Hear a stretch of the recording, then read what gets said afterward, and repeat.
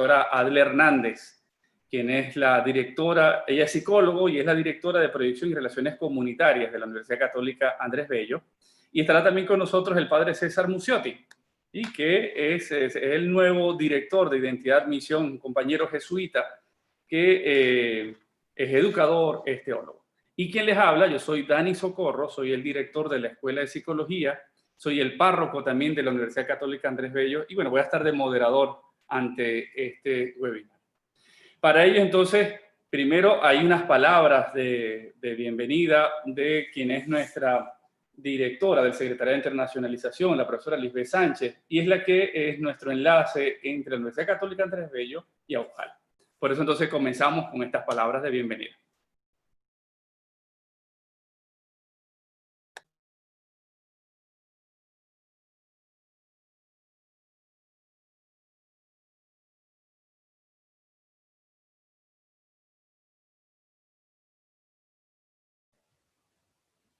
No logramos escuchar. Por favor, el equipo. De internacionalización de la UCAP. Eso, vamos a regresarlo, por favor. Muy bien, gracias. Buen día. Sean bienvenidos a esta jornada de la Universidad Católica Andrés Bello, la UCAP en Venezuela, inscrita en el programa Casa Abierta USAL 2020. Les habla Lisbeth Sánchez Meneses, directora del Secretariado de Internacionalización de la UCAP, enlace y homólogo de la Red de Cooperación Académica y Relaciones Interinstitucionales, CARI, de USAL. La Asociación de Universidades Confiadas a la Compañía de Jesús en América Latina, AUSAL, a través de su Red de Cooperación Académica y Relaciones Interinstitucionales, CARI, está llevando a cabo la iniciativa Casa Abierta AUSAL 2020 como parte de su proyecto de internacionalización en casa. Casa Abierta USAL está integrada por un conjunto de actividades dirigidas a informar, orientar y motivar a los estudiantes de pre- y posgrado sobre la oferta educativa y los servicios universitarios que ofrecen las instituciones miembros de la red, como destinos académicos para impulsar tanto la movilidad estudiantil presencial como el posicionamiento del intercambio virtual. Casa Abierta USAL contempla 3 tipos de actividades: orientación sobre los programas internacionales de intercambio estudiantil que ofrecen nuestras universidades, conferencias multidisciplinarias e interculturales que destacan el carisma ignaciano de la formación que se recibe en las universidades miembros de USAL, y actividades que buscan mostrar la diversidad cultural de los países en los cuales se encuentran estas instituciones. Desde el pasado mes de septiembre y hasta diciembre próximo, Casa Abierta USAL ha programado y realizado más de 60 eventos en las 3 categorías antes descritas, desarrollados por las distintas universidades de la red. Los invito a chequear las grabaciones de lo que hasta ahora se ha hecho en www.casaabiertausal.com y a seguir nuestras redes @globalucap en Facebook, Twitter e Instagram para ver la programación de las actividades subsiguientes. Si te registras y asistes a 10 o más actividades de Casa Abierta USAL, recibirás un certificado de participación. Les animo a trasladarse virtualmente con entusiasmo e imaginación a cada una de las universidades que conforman nuestra red, conocerlas por dentro, identificar el maravilloso denominador común que representa nuestro Magis Ignaciano y admirar la diversidad cultural de nuestra región. No te pierdas esta oportunidad única de conocer y sentir lo que significa ser parte activa de AUSAL. Un abrazo para todos y disfruten del evento. Agradecemos profundamente estas palabras de la profesora Lisbeth Sánchez. Y bueno, y entonces aquí estamos de verdad disfrutando de la presencia de nuestra querida Adle Hernández, colega psicólogo, y del padre César Mucciotti, que todavía se encuentra por Boston porque no ha podido regresar a Venezuela, así que en los próximos días los tendremos por acá, ¿no? Este es un tema que de verdad a más de uno nos gusta porque nos puede dar muchos criterios, ¿no? Sobre todo en este tiempo tan duro que nos ha tocado a nivel mundial, a nivel latinoamericano, en las diferentes fronteras. Es una situación que no conoce clase social, es una situación que incluso no conoce credo, sino que nos afecta a todos. Y que bueno, que en medio de tantas situaciones duras, y bueno, ¿cómo puedo yo seguir caminando en medio de tanta adversidad? cómo yo puedo seguir de pie, pero no de pie de cualquier forma, porque puedo estar de pie paralizado, sino, bueno, cómo yo puedo fortalecerme. Y bueno, desde la red de AUJAL, con todas las universidades que formamos parte de ella, ¿sí? Tenemos una herencia que es nuclear, que, bueno, que es lo que nos ha permitido mantenernos de pie a lo largo de tantos siglos, en donde nos han cerrado, nos han clausurado, nos han expulsado de diferentes sitios. Hemos pasado por situaciones muy límites. Y entonces eso es lo que nos ha permitido que hay algo que, bueno, que es fundamental, que nos da como piso para poder crecernos, ¿sí? En medio de las crisis. Y eso es la espiritualidad ignaciana. Y eso es lo que supone este núcleo tan importante que forman parte de nuestras universidades, de nuestro día a día. Y por eso, entonces, bueno, ese fortalecernos espiritual y psicológicamente, ¿sí? Pasa por lo que es ese núcleo, lo que es parte de nuestra herencia. Hay muchas ofertas en el mercado, muchas ofertas que parecieran que todo es instantáneo, que todo es rápido, ¿sí? Por eso uno va a las librerías y todas las cantidades de cosas que hay de autoayuda, ¿no? Y que pareciera que todo es así como que automático, pero pareciera que, bueno, que se pasa por encima la dignidad humana inclusive. Pareciera que eso, como que nosotros somos un autómata, que, bueno, que no tenemos historia, que no tenemos vida, ¿no? Que no tenemos una serie de elementos que, bueno, que nos hacen como somos, ¿no? Entonces, por eso hoy vamos entonces a tener este encuentro, ¿sí? Desde la perspectiva de una psicólogo que no solamente eso está metida en lo que supone con la persona individual, sino que también le toca llevar proceso social. Esa es la profesora Adler. Entonces tenemos también el padre César Muciotti, que, bueno, que también desde esa perspectiva del que es educador, incluso que ha terminado una especialización importante en ese liderazgo educativo, pero que también es teólogo, que tiene toda una herencia ignaciana que se ha ido formando y que, bueno, ¿qué pistas podemos tener? ¿Cómo mantenernos de pie? Entonces, bueno, la dinámica que vamos a utilizar es la siguiente. Primero, los panelistas tendrán ese abreboca, cada uno desde el enfoque, desde la perspectiva de disciplina de la cual trabajan, pero desde una misma herencia, estarán hablando cada uno. Primero comienza la profesora Adler, luego el padre César Muciotti, y luego entonces, después de sus intervenciones, estaremos recibiendo las preguntas, las inquietudes que ustedes nos pueden hacer. Tenemos dos vías. Quienes están participando por nuestra plataforma Zoom, puede hacerlo en la pestaña que está en la parte inferior que dice preguntas y respuestas. Allí entonces nos pueden hacer esas preguntas, pueden manifestar sus inquietudes. Quienes nos siguen por el canal de YouTube, por nuestro canal de YouTube que es Psicología UCAP, ¿sí? Ahí entonces en el chat del canal de YouTube también pueden hacernos las preguntas, que hay un hermoso equipo de la Universidad Católica Andrés Bello, concretamente de la Escuela de Psicología, que está tras bastidores, eso, pudiendo recoger todas estas inquietudes para que podamos disfrutar de este espacio. Así que bueno, profe Adler, padre César, los micrófonos son de ustedes.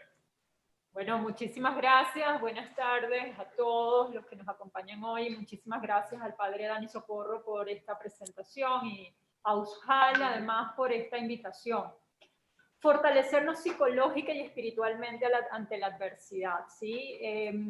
Esta intervención que yo voy a hacer la tarde de hoy la he estructurado como en tres elementos fundamentales. En primer lugar, vamos a partir de, muy brevemente, qué es salud mental o cómo podemos entender la salud mental.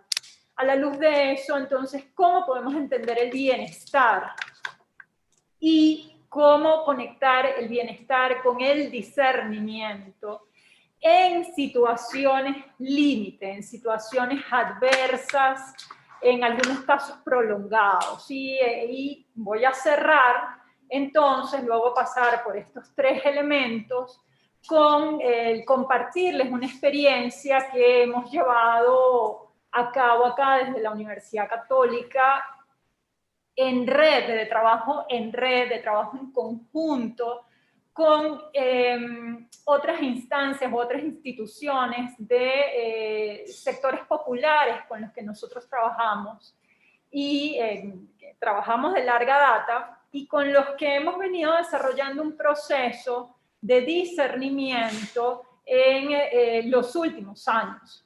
¿Okay? Entonces, bueno, eso es como para presentar brevemente este esquema de la intervención que voy a tener el día de hoy. Quiero además acotar que mi aproximación de trabajo es una aproximación desde el trabajo comunitario, ¿sí? No soy psicóloga clínica, soy una psicóloga que se ha dedicado al trabajo comunitario, al trabajo social, y esa es la perspectiva que yo voy a compartir con ustedes el día de hoy. Entonces, bueno, para empezar la intervención, pues hay una frase famosa de Ortega y Gasset que dice que yo soy yo y mis circunstancias, y eso es un punto de partida que nos permite establecer dos elementos esenciales. El primero de ellos es que la persona es lo que ella es y trae consigo, evidentemente.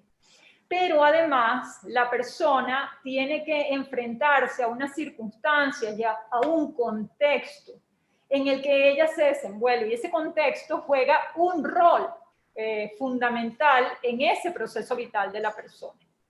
Nosotros no somos seres aislados, eso lo sabemos, pero especialmente no somos seres estáticos, y las diversas dinámicas de nuestra vida nos llevan a aprendizajes, a frustraciones, a emociones, sentimientos encontrados. Esos sentimientos pueden ser algunas veces agradables, otras desagradables. Las situaciones nos pueden retar en nuestras propias fuerzas, nos podemos sentir así, bueno, Dios mío, ¿cómo sigo adelante? ¿Cómo enfrento esto que tengo aquí entre manos? ¿No? Podemos sentirnos demandados. Y a todo ese contexto, a todas esas circunstancias, nosotros tenemos que responder. Esa capacidad de dar respuesta a esas situaciones es en parte lo que podemos entender como salud mental, es decir, cómo nosotros como personas respondemos, nos adaptamos y nos sobreponemos a estas circunstancias que nos tocan enfrentar. La Organización Mundial de la Salud justamente va a definir la salud mental como un estado completo de bienestar físico, mental y social, que no solamente considera la salud mental como ausencia de enfermedad. Es decir, yo no puedo decir, bueno, como yo no estoy enfermo, estoy sano. No, además de no estar enfermo, yo tengo que experimentar unas condiciones de bienestar, tanto en lo físico como en lo mental y en lo social, que me permitan decir realmente estamos en una condición de salud mental. Venezuela, en este caso, vamos a comentar un poco desde acá, pero lo podemos extrapolar a otras circunstancias. Venezuela es un país que en los últimos años ha estado transitando una situación social, política, económica sumamente compleja, que ha generado que para muchas personas el escuchar la palabra bienestar pueda sonar como algo absolutamente extraño, lejano, fuera de nuestra realidad cotidiana. Pero, y bueno, como nuestro público el día de hoy es de otros países, pues no pensemos, más allá de Venezuela, que tenemos esta condición particular, podemos pensar en la circunstancia que estamos viviendo, por ejemplo, con la pandemia, que, bueno, ha trascendido fronteras. Ya nos decía el padre Dani en la presentación, la situación de esta pandemia, que ninguno la esperaba, pues nos ha tocado a todos. Nos ha tocado a todos, además a nivel mundial, y ha de alguna manera trastornado nuestras vidas, nuestro sentido cotidiano de la vida, y bueno, pues nos ha llevado también a sentirnos retados y a sentirnos cómo respondemos a esto, que no lo teníamos probablemente en el panorama, ¿no? Entonces, pues yo, digamos, puedo ver esta ponencia que comparto con ustedes el día de hoy desde los ojos de las circunstancias que tenemos en este momento en nuestro país, en Venezuela, pero también esto se puede ajustar a cualquier otro tipo de situación límite, y tomo como ejemplo, pues justamente lo que estamos viviendo con la pandemia. Entonces, en esas circunstancias en las que la palabra bienestar se nos hace extraño, se nos hace lejano, se nos hace como algo que no forma parte de nuestras vidas, esas situaciones pueden generar gran desolación. O sea, el confinamiento, por ejemplo, en otros países, y bueno, en el nuestro obviamente también, ese confinamiento prolongado, ese duelo por lo que era nuestra vida cotidiana, puede llevarnos a grandes desolaciones. Entonces, las personas pues empiezan a buscar maneras de sobrevivir, de soportar esa adversidad, y en esa urgencia de ver pues de dónde pueden asirse de alguna forma para salir adelante, pues puede llevarlos a pensar en lo que podemos entender como esas soluciones mágicas, ¿no? Esas soluciones superficiales como los tips, ¿verdad? Porque, bueno, en el fondo la gente cree que esto le va a ayudar a mejorar el bienestar en su vida, que esto lo va a ayudar a salir de la crisis, a enfrentar esa situación compleja. Ahora bien, dentro de la psicología, el bienestar se ha estudiado desde diversos ángulos, ¿no? El bienestar es un concepto que es multidimensional. Entonces, entre esas aproximaciones al estudio del bienestar, hay un autor que a mí me gusta, que se llama Pileltensky, que dice que para que exista el bienestar debe darse la satisfacción de 3 tipos de necesidades. Las necesidades personales, que son aquellas que parten del organismo, como la alimentación, la salud, la estimulación intelectual. Luego, la satisfacción de otro tipo de necesidades, que son las relacionales, y que son aquellas que hacen referencia a vínculos significativos de nuestra vida, como son los vínculos familiares, los laborales, las amistades. Y finalmente, un tercer grupo de necesidades que los seres humanos tenemos que satisfacer, pues son lo que este autor llama las necesidades colectivas, y que están vinculadas con aspectos de la estructura social y política del contexto en el que la persona pues, se desenvuelve, ¿no? Como por ejemplo el acceso a la educación, el acceso a la salud, la calidad de servicios básicos, entre muchas otras. El bienestar entonces supone ese balance entre estos 3 elementos, ¿sí? Lo personal, lo relacional y lo colectivo. En situaciones en que algunos de estos elementos no están funcionando adecuadamente, el bienestar puede verse afectado. Pero también es posible en esos casos que algunas de las dimensiones que no están afectadas pueden empezar a compensar otras, ¿sí? En el caso de la pandemia, por ejemplo, en el caso de nuestro país, Venezuela, en los últimos años que hemos vivido condiciones muy, muy complejas, muy adversas, tuvimos un periodo de una escasez impresionante, muy fuerte de alimentos, de medicinas. Entonces, en ese momento vimos cómo se proliferaban las iniciativas de solidaridad entre las personas. Entonces, pues si alguien no tenía una medicina y la necesitaba, pues eso se generaban grupos de WhatsApp y se buscaba, y de alguna manera a partir de lo relacional, pues se podía compensar o se podía paliar esa necesidad.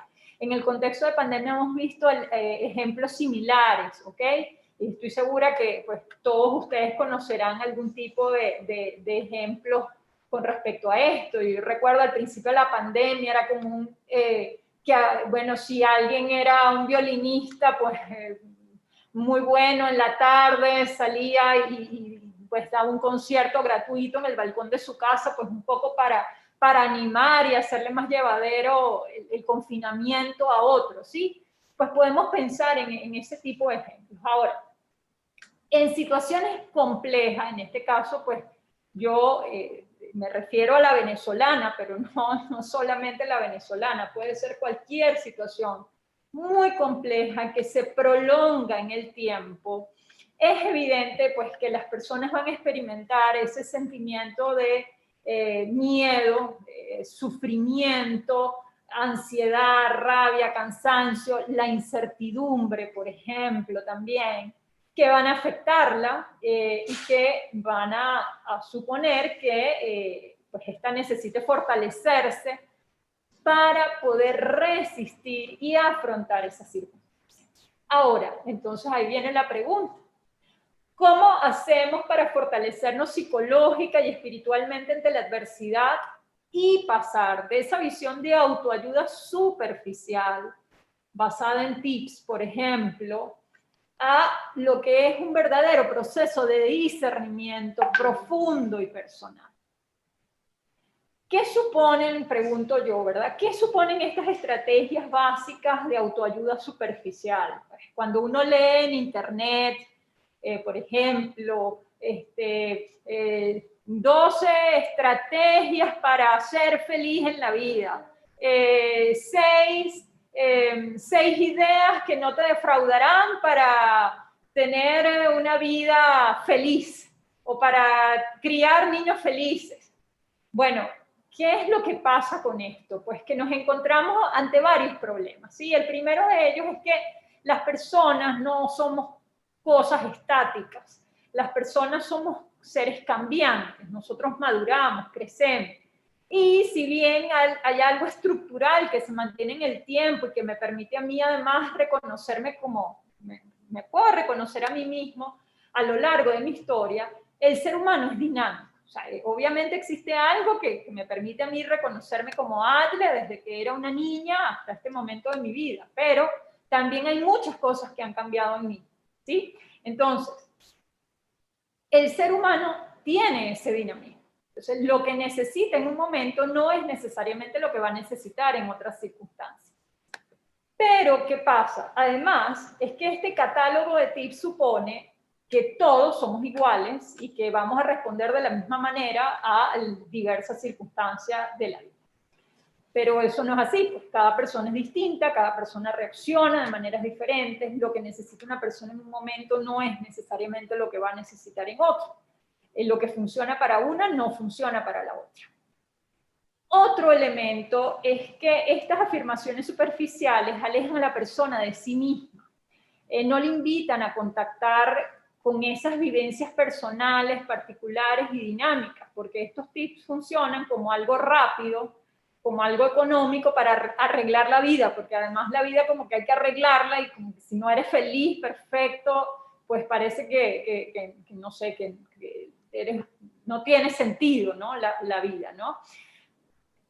Pero, ¿qué pasa si yo en las circunstancias en las que estoy viviendo lo que necesito justamente es contactar, por ejemplo, con la tristeza, con el dolor, ante realidades pues, que pueden ser muy deshumanizantes o muy dolorosas, para elaborar esa vivencia en mi vida y pues decido que no voy a hacer eso, sino que yo prefiero recurrir a un tip que me dice, aleja los pensamientos negativos, sé feliz.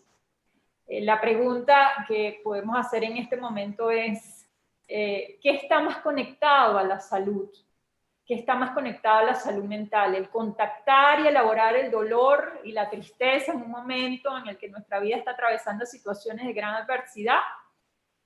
O decir, mira, esto es un pensamiento negativo y debo alejarlo de mi mente. Pues ese momento es un punto decisivo porque yo puedo contactar esa vivencia, puedo elaborarla, puedo significarla y hacer que sea transformadora en mi vida. O sea, un elemento doloroso puede convertirse en un punto en el que yo puedo transformar, puedo crecer.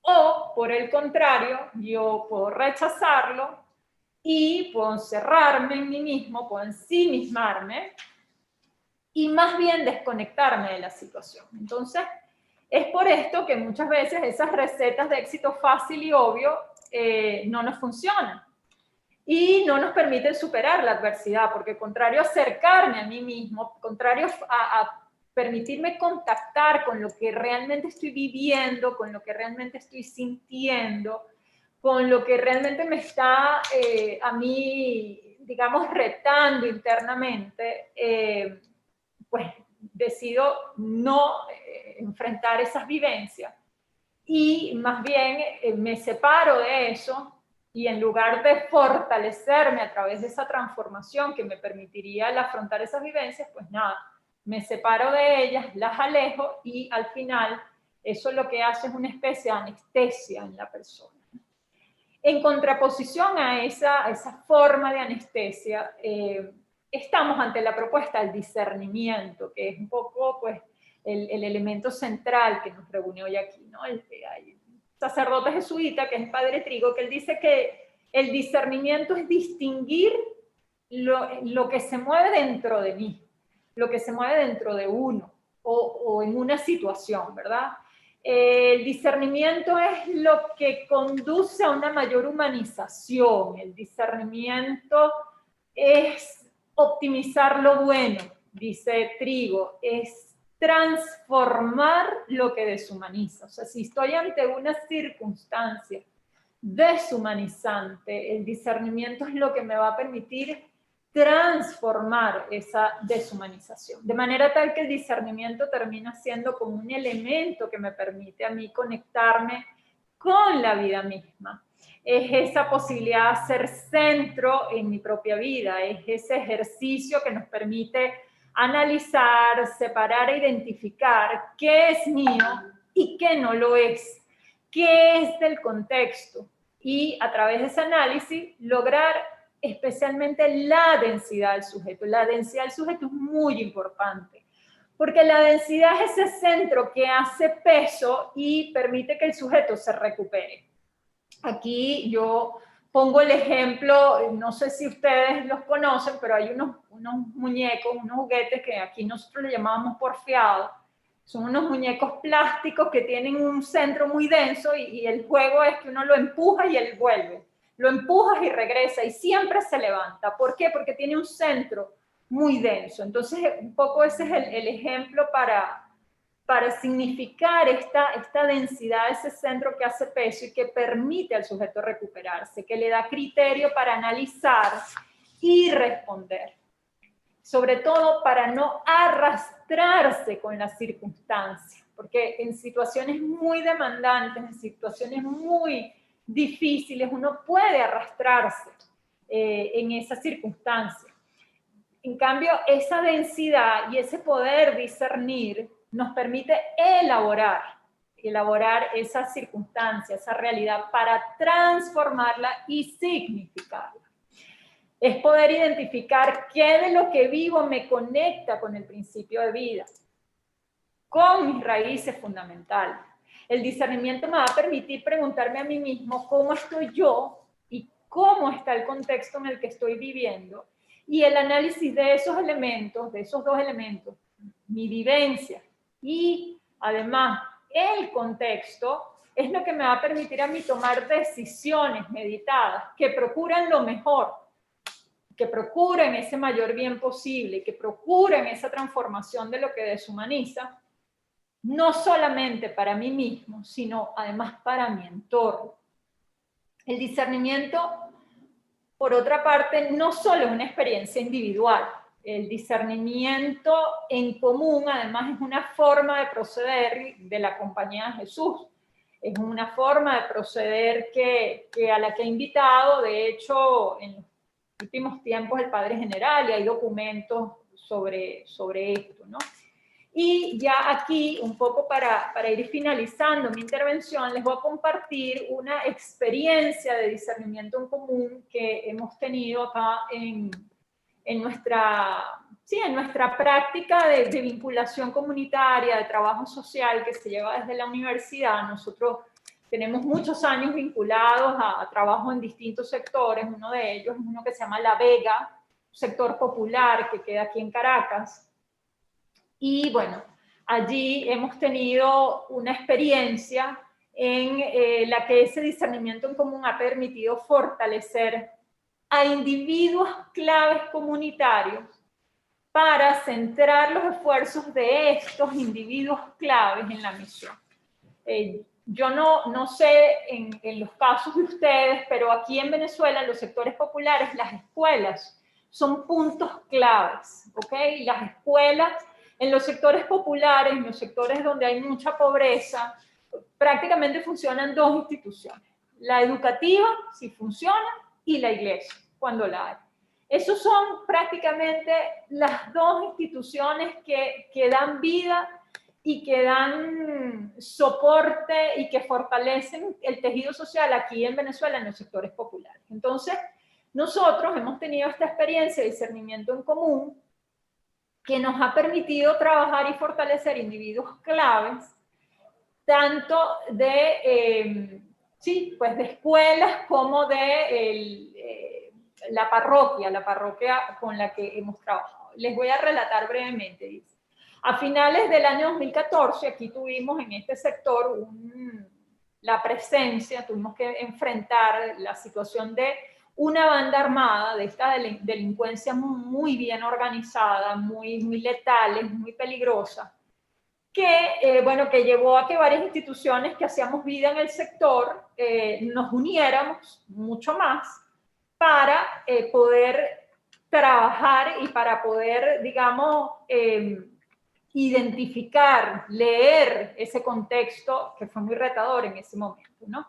En eso participamos 3 directoras de estas escuelas del sector, mi persona, digamos, como representante de la unidad en un trabajo social que se hace desde la universidad en el sector, y el párroco de ese sector, ¿no? Entonces, pues, se inició un proceso de discernimiento que estuvo acompañado por este sacerdote jesuita, que, bueno, fue punto central, evidentemente, para evaluar y acompañar esta situación que estábamos enfrentando en ese momento, porque el nivel de afectación, las posibilidades de acción de cara a las circunstancias reales y la toma de decisiones eran muy importantes porque no podíamos comprometer la integridad de nadie. Como les digo, el sector estaba tomado, una banda, un poder de fuego muy grande, entonces pues había que ir leyendo esta situación con mucho cuidado, con mucha pinza, porque bueno, no podíamos exponer a nadie, ¿no? Pero especialmente no queríamos tampoco que estas circunstancias significaran una mayor fragmentación del tejido social del sector, ¿no? En ese momento. Entonces, bueno, empezamos a hacer unas reuniones, empezamos a trabajar en conjunto bajo la guía de el padre Infante, que es el párroco de este sector. Y pues eso nos permitió ir identificando elementos y nos permitió ir afrontando la situación en aquel entonces. La crisis de la banda, gracias a Dios, cesó unos meses después por intervención pues, policial, etcétera. Pero lo importante aquí es que el trabajo en red de estas 5 instituciones continuó. Y ese trabajo continuo permitió acompañar y fortalecer a estos equipos a través de ese discernimiento guiado por el padre Infante. Este ejercicio fue fundamental, especialmente cuando se vivieron los peores momentos de escasez, por ejemplo, de empobrecimiento muy fuerte, cuando empezó el fenómeno migratorio muy fuerte en Venezuela, porque lo que estaban experimentando estas directoras de estas instituciones educativas cada día era realmente sobrecogedor, ¿ok? Fueron momentos muy dolorosos y muy difíciles porque toda la realidad, toda la cotidianidad de la vida estaba afectada con circunstancias realmente muy complejas y muy dolorosas. Sin embargo, pues en ese contexto el trabajo en red y el ejercicio de discernimiento acompañado, ¿qué nos permitió? Pues nos permitió tener un espacio primero para contactar con todas esas vivencias tan fuertes, porque eran realmente unas vivencias, unas experiencias diarias muy, muy dolorosas. Permitió también comprender y analizar mejor el contexto y nos permitió alinear las acciones de cada una de las instituciones que estábamos representadas allí con la misión y con los objetivos estratégicos que cada uno tenía. Y eso ha permitido que a lo largo de estos años, aún ante los embates de las circunstancias, se haya podido tener un proceso de trabajo a partir de ese ejercicio de revisar cómo estoy yo, cómo está el contexto y cuáles son las acciones posibles, o sea, qué es lo que realmente podemos hacer, que representen además el mayor bienestar para la comunidad, integrando el análisis de esos 2 elementos. El producto de la red generada desde la parroquia San Alberto Hurtado pues ha sido sumamente fecunda porque se han generado muchas cosas, muchos espacios vitales a partir de esto. Se sigue y bueno, seguimos trabajando de esa manera. Por ejemplo, desde que se declaró la cuarentena prácticamente estamos en sesión permanente. Cuando toca reunirse nos reunimos y hacemos seguimiento. Y la red está constantemente evaluando, ¿verdad?, la situación y trabajando en equipo, pues para promover acciones que generen el mayor bien para la comunidad, especialmente todo lo que ha sido el tema de alimentos, por ejemplo, que ha sido muy difícil, muy complejo.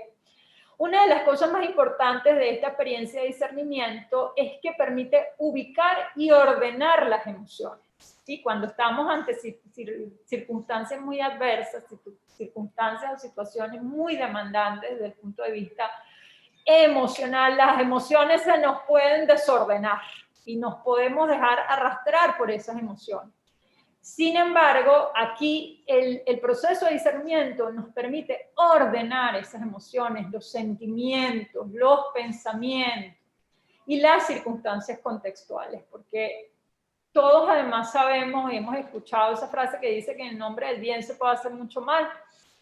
Y por eso la experiencia de trabajar en red de manera discernida ha permitido que las acciones no hayan sido reactivas, o producto del activismo, o arrastradas por la desesperación o la angustia, cosa que, bueno, sería terrible en estas circunstancias, ¿no?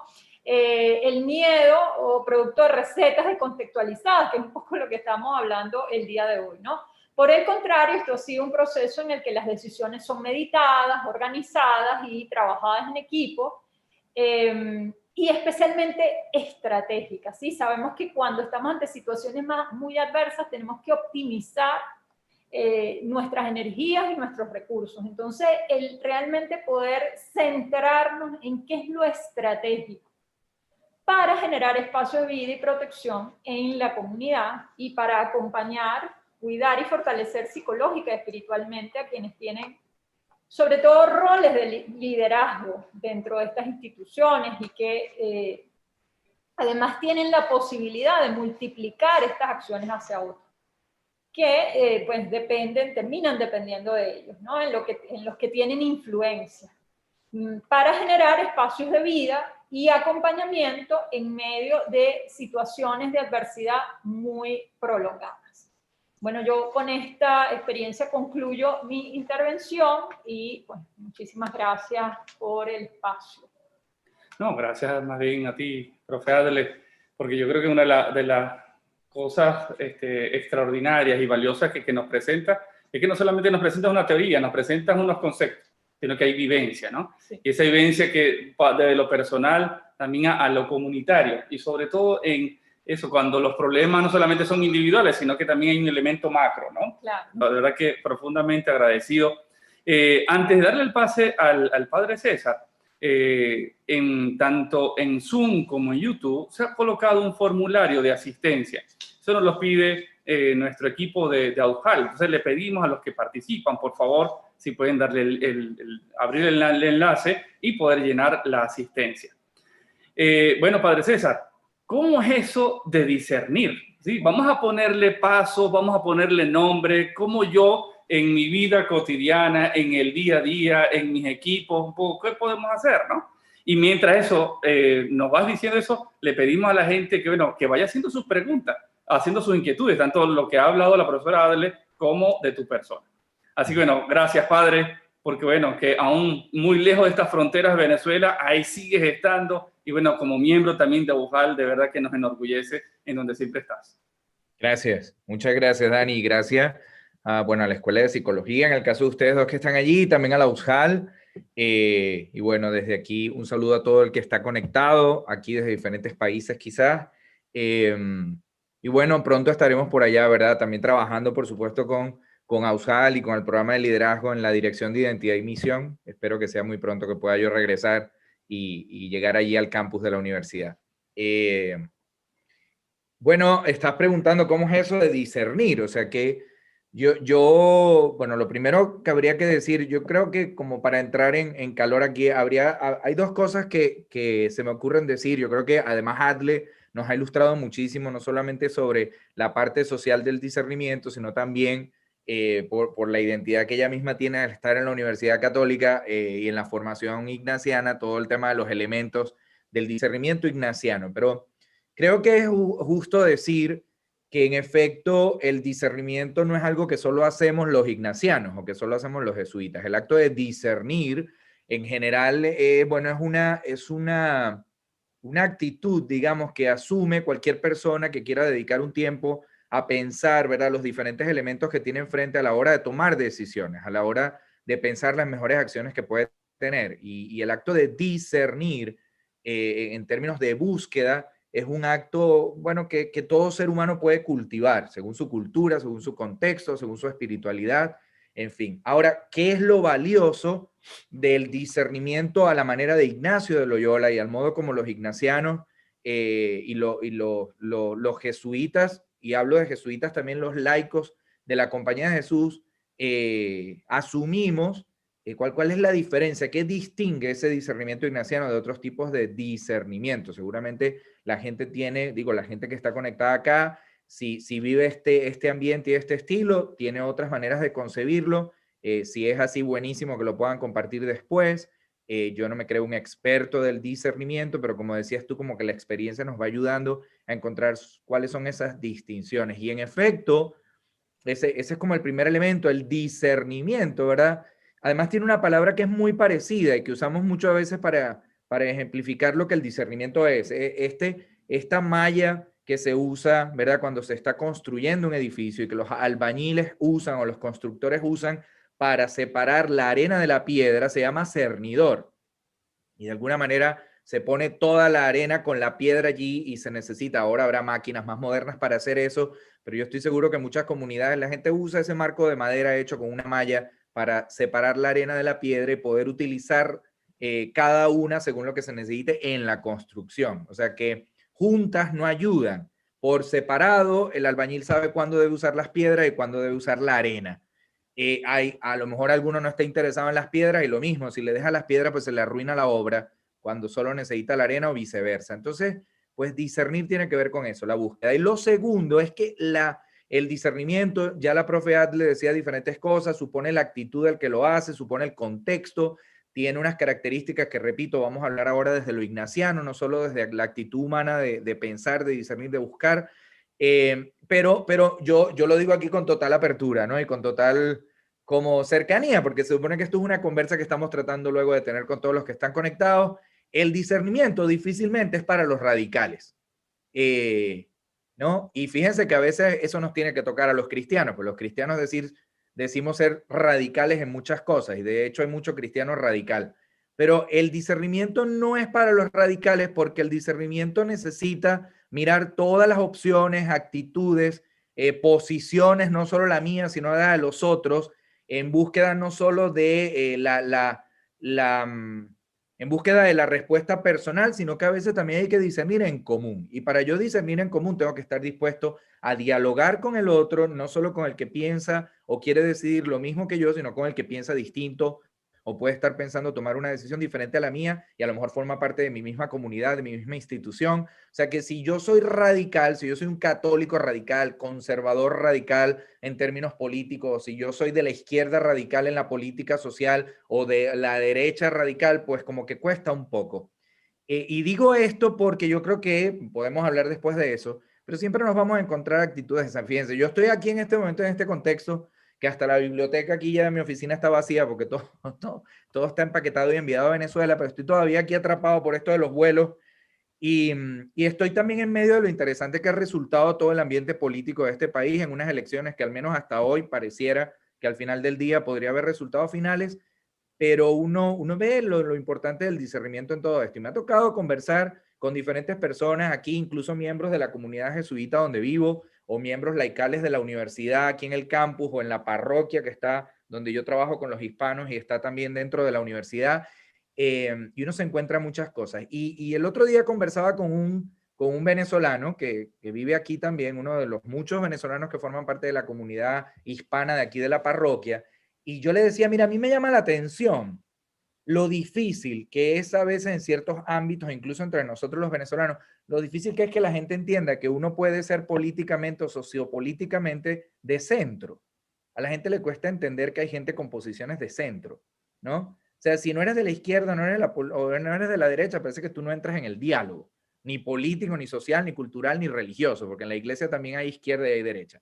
Y parece que a la gente le cuesta entender que hay el centro. Y así como yo me considero más de centro, y respeto a ambos extremos, porque a la gente de los extremos le cuesta entender que la gente de centro también merece un poco de respeto y escucha, porque si desde el centro te ubicas más hacia el término de lo social, terminas siendo comunista aunque no lo seas, y si terminas inclinándote al reclamo que vienen de la derecha, terminas siendo extremadamente de la derecha. Entonces yo le decía, a mí me llama la atención el contexto venezolano, pero seguro en otros contextos vale para lo mismo, encontrarme hermanos venezolanos que en el contexto trágico que estamos viviendo en Venezuela, sociopolíticamente hablando, ¿verdad? Reclaman, por ejemplo, que los medios de comunicación no jueguen un papel más coercitivo, que los medios de comunicación le den al Estado, a la dictadura o al régimen, o como queramos llamarlo, todo el tiempo que precisa para cadenas, comunicación y todo lo demás, que los medios de comunicación o la gente en general no reclame el uso de los bienes del país, de los edificios del Estado y del dinero del Estado para las campañas políticas en términos constitucionales, porque eso es inconstitucional, Pero esos mismos venezolanos aquí que apoyan al otro candidato, que posiblemente hoy no gane, es posible aún que no gane, no tienen problema en alcahuetear y apoyar que aquí, por el contrario, el presidente tiene todo el derecho a usar los edificios y los dineros del Estado para hacer la campaña, y que también puede pasar que cómo es posible que los medios de comunicación anoche le hayan cortado la cadena porque estaba diciendo sin tener pruebas en mano que había fraude electoral. Entonces, si uno quiere no ser radical, puede uno ser un hombre de discernimiento, una mujer de discernimiento, pero ciertamente a mí a veces me parece que el discernimiento le cuesta un poco a los radicales, perdónenme los que me escuchan. Eso es como en la opinión personal del que hablo. Entonces, entrando en discernimiento, o sea, porque ciertamente en todos los países de América en este momento tenemos situaciones polarizadas, contextos retantes, instituciones fuertes o instituciones frágiles.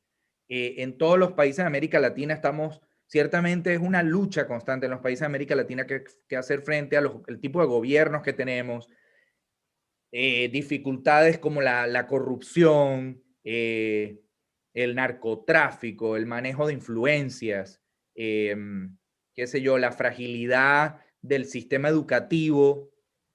Bueno, una de las grandes cosas que es una fragilidad en América Latina en general es el tema de la calidad de la educación, ¿verdad? Porque la falta de educación crea personas que por no tener todos los elementos posibles para discernir cómo construir la vida, terminan siendo frágiles. La ignorancia es una fragilidad de la cual las tiranías se aprovechan, creo yo, cualquier tipo de tiranía, sea religiosa, sea social, sea política.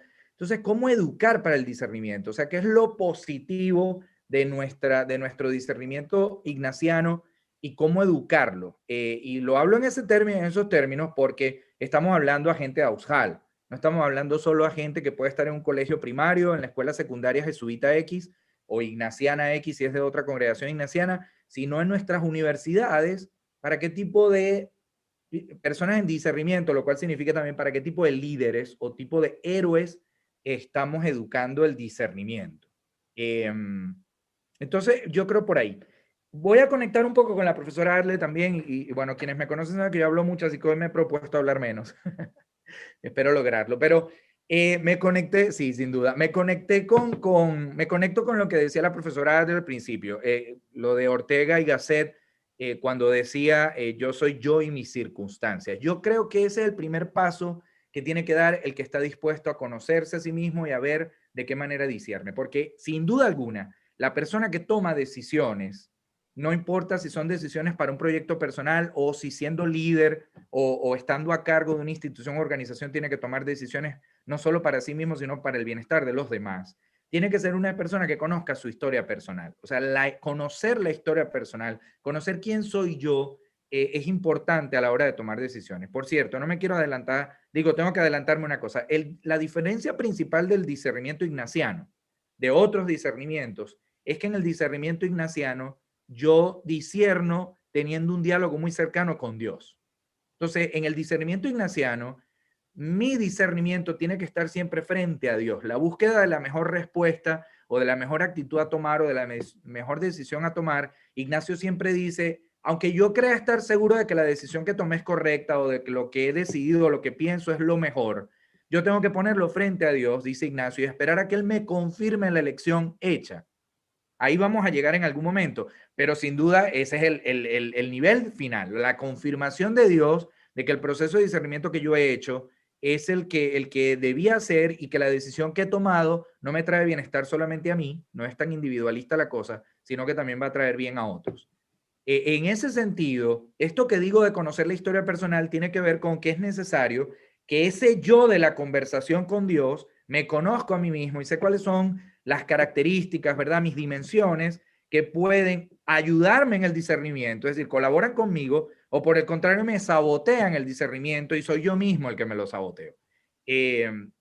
Porque como veremos después, pues yo soy una persona a lo mejor creativo, soy talentoso en muchas cosas, tengo virtudes, pero luego a lo mejor también tengo mis sombras, tengo mis límites, tengo cosas que no sé hacer. Entonces empezar a discernir, por ejemplo, cómo quiero ser yo un gran cantante, cuando sé que solo puedo cantar en la ducha, cuando nadie me oye, ¿verdad? Porque no tengo voz de cantante, es perder el tiempo discerniendo. Oye, yo debería qué sé yo, meterme en una academia de canto para ser un cantante famoso, cuando yo sé que naturalmente la voz a mí no me sale.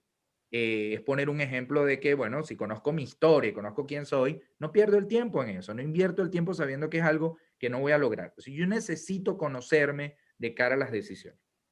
Yo voy a entrar después en el tema de conocer al otro de esa conversación, que evidentemente es Dios. Tiene que ver con cómo conozco las imágenes o los ídolos que yo he construido de Dios, y a veces dialogo con otro Dios que no es el Dios de Jesús de Nazaret en el Evangelio. Entonces, claro, la conversación se queda chueca porque en el fondo a veces construimos las imágenes de Dios que tenemos, pondré ejemplos ahorita, y en el fondo estoy hablando es con las imágenes que yo tengo de Dios, que termina haciendo dialogar con mis propias imágenes y no con el verdadero Dios de Jesús. Entonces también se daña el discernimiento, porque si el que me va a confirmar la decisión al final es un Dios elaborado por mí o una imagen de Dios elaborada por mí, pues se me arruina el resultado final del proceso de discernimiento. Yo voy a compartir unas imágenes que nos ayuden, ¿verdad? Yo creo que ya he dicho esto, pero no sé si hay alguno en el grupo que haya estado conectado a alguna intervención mía anterior. Que yo soy uno de los fans de la Guerra de las Galaxias y a veces uso, ¿verdad? El universo de Star Wars, uso alguna imagen. ¿Sí se está viendo? Sí, ¿verdad? Sí. Sí, perfectamente, César. Entonces, bueno, alguna imagen voy a utilizar.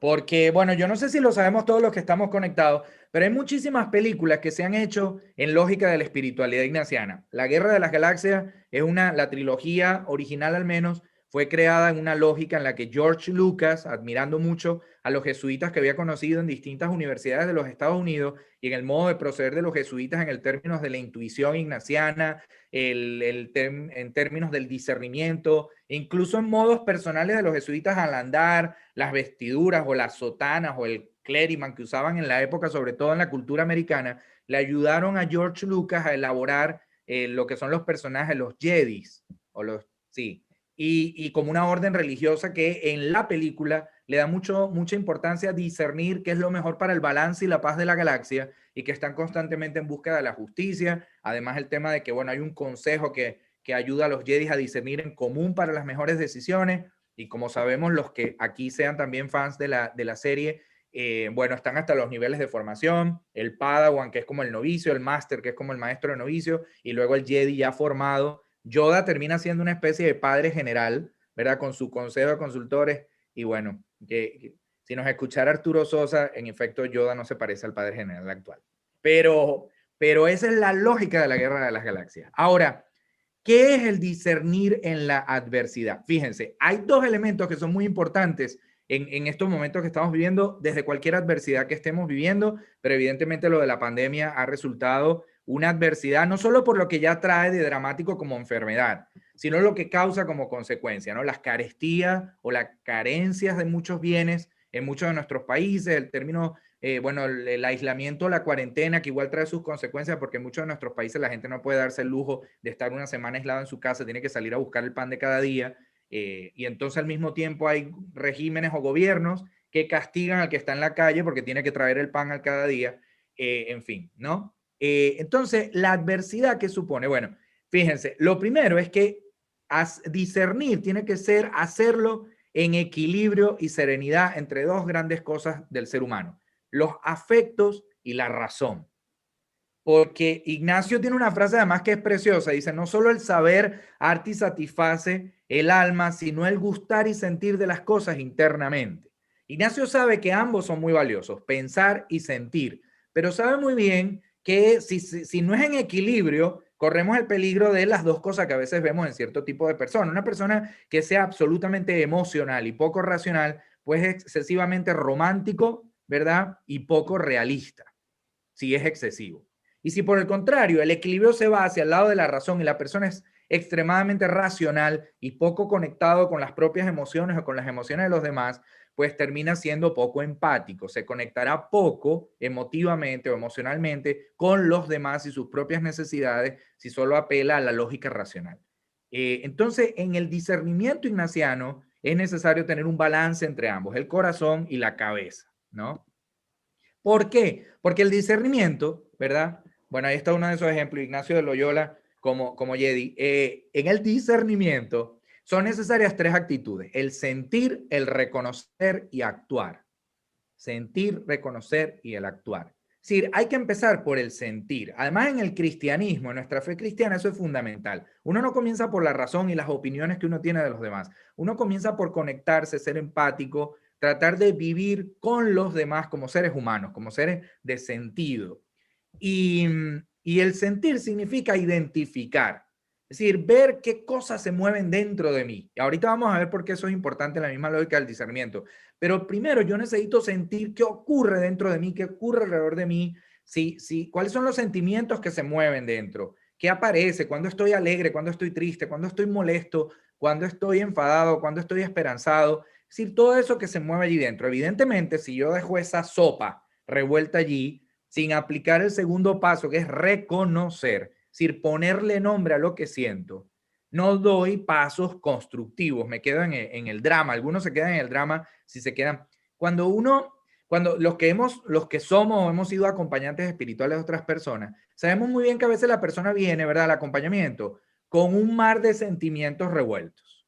Y además, entre otras cosas, hay consejos que uno puede darle a una persona que viene en búsqueda de una ayuda o respuesta o un consejo para su situación. Y a veces uno le da un consejo que no es tan diferente al que la persona se hubiera dado a sí misma, pero eso es imposible, porque como uno vive con uno, ¿verdad?, las 24 horas del día, uno no es el mejor consejero de uno mismo, ¿no? El padre Julio Velilla, a quien conocemos muy bien en la Universidad Católica y queremos tanto, solía decir una cosa muy, muy, muy buena en este sentido. Decía, la capacidad de autoengaño es infinita en el ser humano, ¿no? Si yo vivo conmigo y soy el que me voy a dar el mejor consejo, pues nada que ver. O sea, claro, me voy a terminar dando un consejo que me ayude a sentirme mejor, pero no significa que crezca más o que madure más. Y sin embargo, la persona desde afuera, en la que yo confío para que me acompañe espiritualmente, puede que me dé un consejo desde afuera y me diga, mira, lo primero que necesitas hacer es ponerle nombre a todo eso que estás sintiendo. ¿Para qué? Para quedarme ahí, oye, qué bueno, ordené internamente la cosa. No. Ignacio de Loyola dice, o el discernimiento ignaciano dice, a medida que lo mejoramos más, ¿verdad?, en la historia de las obras y de la organización ignaciana, es para actuar, para hacer algo. Además, lo voy a decir después un poco más, pero lo bonito de la espiritualidad ignaciana, a diferencia de otras espiritualidades, es que nuestra espiritualidad no es una espiritualidad del por qué. Hay muchas espiritualidades en la fe cristiana, y no significa que yo que esté en contra de algunas de esas para nada. Creo que es de valorar más bien lo que se distingue de lo nuestro, repito, de lo que se distingue de nuestro discernimiento. Pero mientras otras espiritualidades son espiritualidades del por qué, y muchos pierden el tiempo, creo yo, preguntándose si Dios me quiere o no. Y además como que parece que queremos gastar mucho tiempo en sentir que Dios nos quiere, que Dios nos apoya, que Dios está ahí, que Dios, en fin. La espiritualidad ignaciana no es del por qué, es el para qué. O sea, ¿para qué es todo lo que yo he recibido? ¿Para qué es la misericordia que recibo? ¿Para qué la caridad? ¿Para qué los talentos? ¿Para qué los medios que se me han dado? ¿Para qué las personas que me rodean? Porque al mismo tiempo la pregunta del para qué es una pregunta que supone mi respuesta activa. Es la respuesta de mi discernimiento y la búsqueda de una decisión siempre tiene que ser en términos de actuar por mejor bien para mí y un mejor bien para los demás. Eso es fundamental cuando estamos hablando aquí entre gente ausjal, que sentimos que la primera misión que tienen nuestras universidades es ser lugares de cambio, ¿verdad? Ser lugares de promoción y de liderar cambios, no solo para los que estamos dentro de la universidad o de una especie de club ignaciano, sino para los que están fuera de nuestras sociedades. Entonces, sentir, reconocer y actuar. Hay una cosa que quiero aprovechar, porque como no solo los textos ignacianos nos ayudan para esto, yo hace muy poco obtuve como regalo estos 2 libros, ¿verdad?, que son de un profesor, el profesor John Cotter, de aquí en Boston, de la Universidad de Harvard, y me los regalaron y al principio decía, bueno, voy a ver si les dedico tiempo para leerlo. Uno se llama Liderar el Cambio y el otro se llama El Corazón del Cambio. Y me parecen excelentes porque presenta cómo liderar procesos de cambio en las organizaciones desde dentro para que se pueda ver el cambio afuera. Y hay una cosa muy bonita, que es que me encontré la casualidad que así como los ignacianos hablamos del discernimiento como sentir, reconocer y actuar, él habla de los procesos de liderazgo en discernimiento, pensar el liderazgo en términos de ver, sentir y actuar.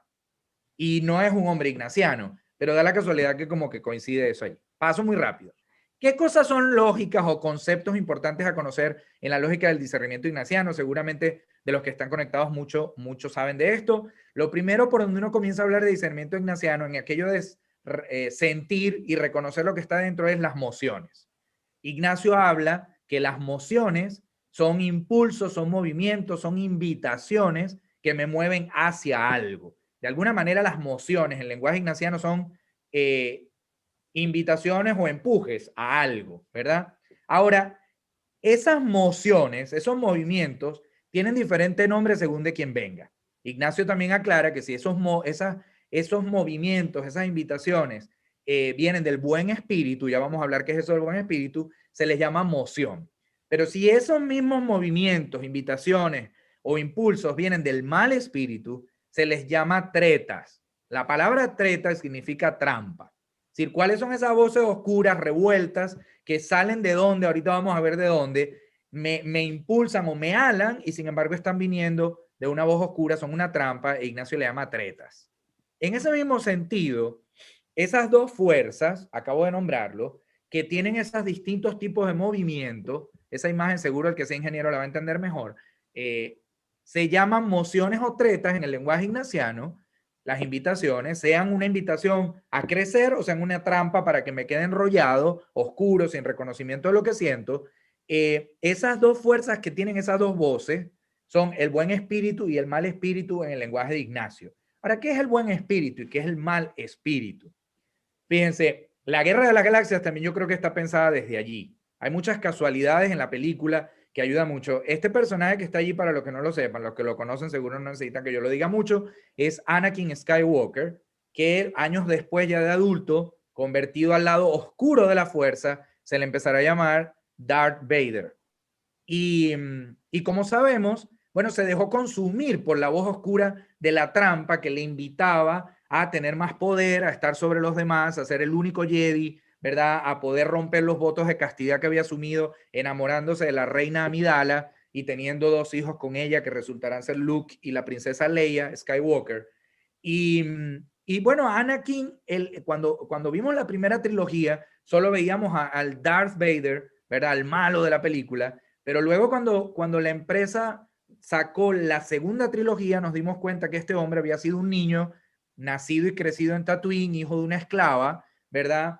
Que había cautivado a los Jedis que estuvieron por allá, creyeron que era el elegido como nuevo Jedi porque era el balance, el equilibrio de la fuerza entre el lado luminoso y el lado oscuro de la fuerza, y pensaron que hasta podía ser un líder en términos de los Jedis, lo entrenaron y todo lo demás, y terminó incluso él consumido por su miedo de no ser reconocido, de no ser validado, de no ser visto como un líder, de no hacer lo que le daba la gana. Luego vamos a ver incluso que cuando regresa a su planeta, empezamos a descubrir que en el fondo traía el resentimiento y el dolor de la vida e infancia que había tenido siendo hijo de una esclava.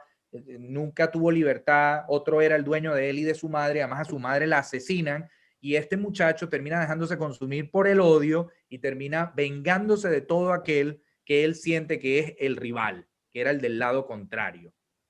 Una vez yo dije una frase, me acuerdo, en la capilla la capilla del barrio La Vega en Caracas, cuando yo vivía allá en el Andy Aparicio, que yo creo que impresionó mucho a muchas madres, pero yo decía, fíjense, hay 2 cosas en América Latina que son características casi de todos nuestros países.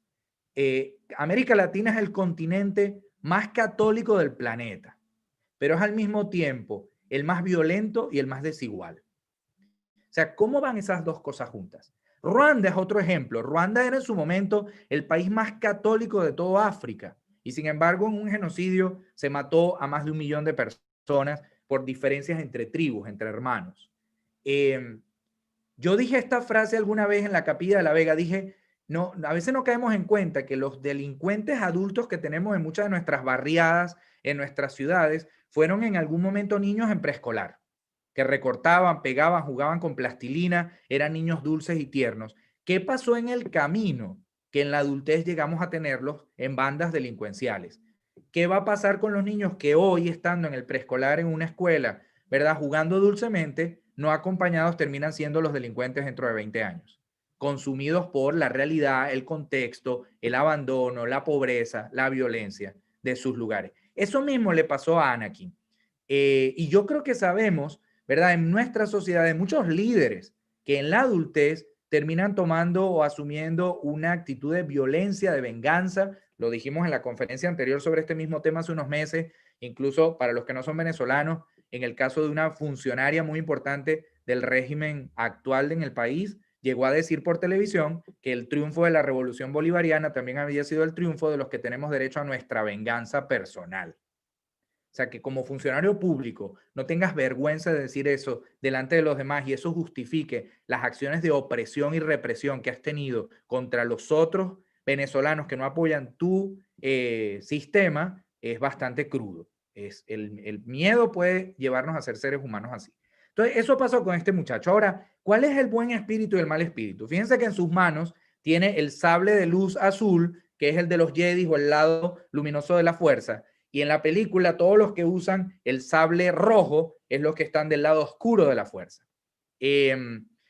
Cuando Ignacio vivió, ¿verdad? La psicología no existía todavía como la conocemos hoy. Ignacio hablaba el lenguaje medieval, que era fundamentalmente religioso. Entonces hablaba del buen espíritu, del mal espíritu. Si hubiera vivido hoy, quizás lo entenderíamos más del lenguaje de ustedes dos, Dani y la profe Adle, que son psicólogos, que es el lenguaje de, bueno, ¿qué es aquello que podría Ignacio haber categorizado como el lado bueno de la fuerza? Bueno, el lado bueno de la fuerza, en el lenguaje de Ignacio, el buen espíritu, podría ser posiblemente todo aquello que nos construye, nos renueva y nos ayuda a echar para adelante.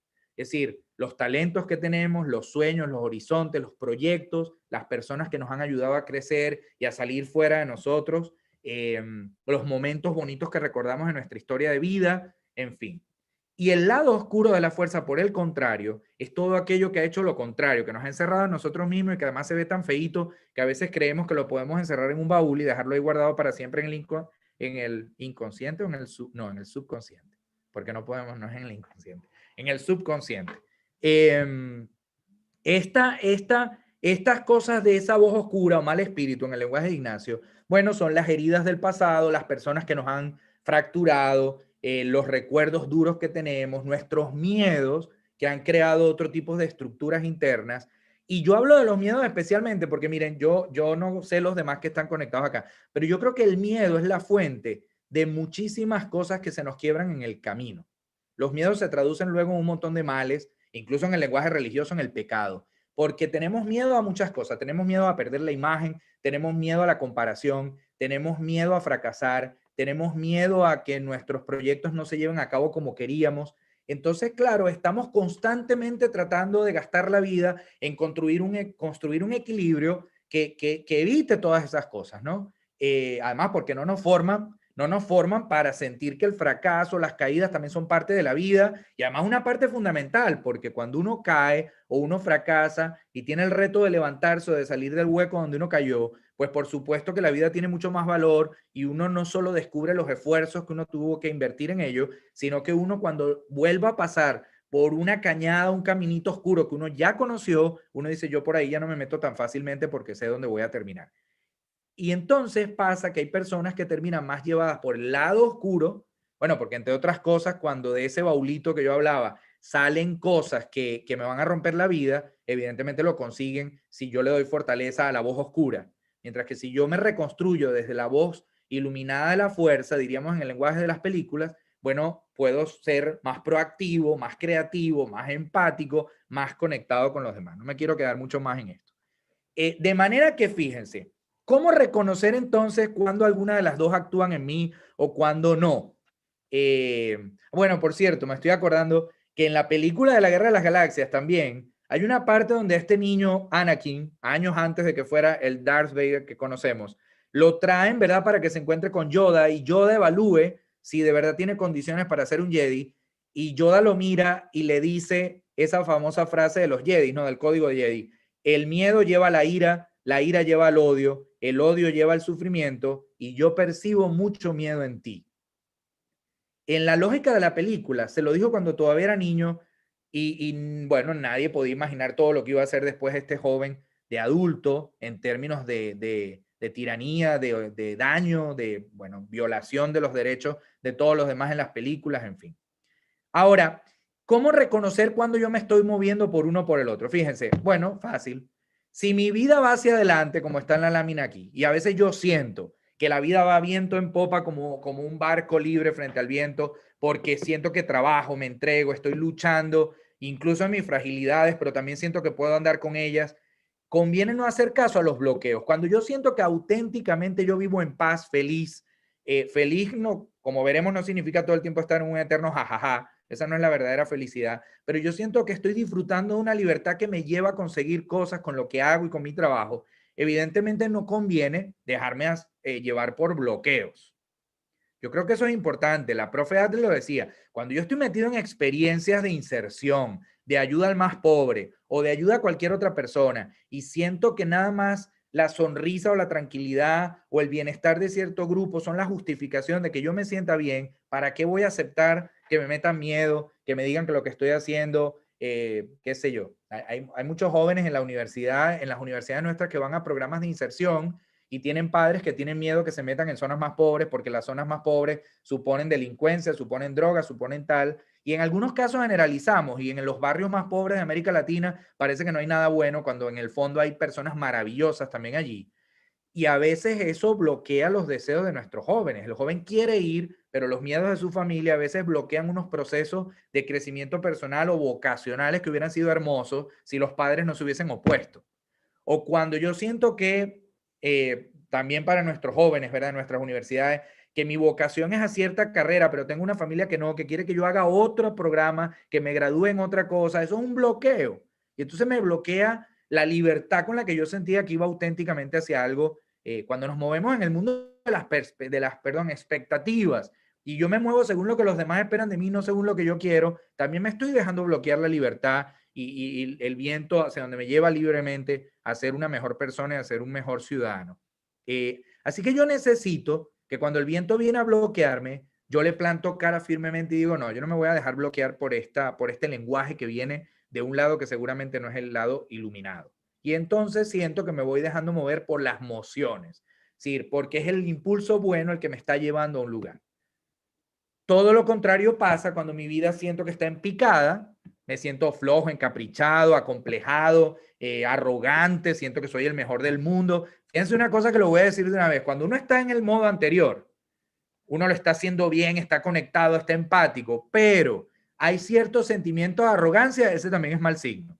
Porque cuando yo siento que todo me está yendo bien, eso debería ser también una llamada a la humildad, porque a veces nos sentimos tan bien que podemos creer que somos la tapa de la botella, o sea, que nadie está en mejor lugar que nosotros. Ignacio diría, bueno, la arrogancia no es un signo del buen líder. El buen líder o el buen discernimiento, el buen cristiano, necesita también ser una persona que cuando siente que está rodeado de éxitos, eso al mismo tiempo es una llamada a la sencillez y a la humildad. Por el contrario, la arrogancia puede ser un signo de estar movido por la treta. Es decir, no solo por el capricho, la flojera, los complejos, la falta de reconocimiento, que además me dejan en una especie de intranquilidad o a veces me tienen en una especie de conformismo, qué sé yo soy pobre, yo soy limitado, yo soy tímido, yo me siento intimidado y entonces no me muevo, no hago nada, me mantengo estático, ciertamente estoy siendo jalado por la treta, por la trampa.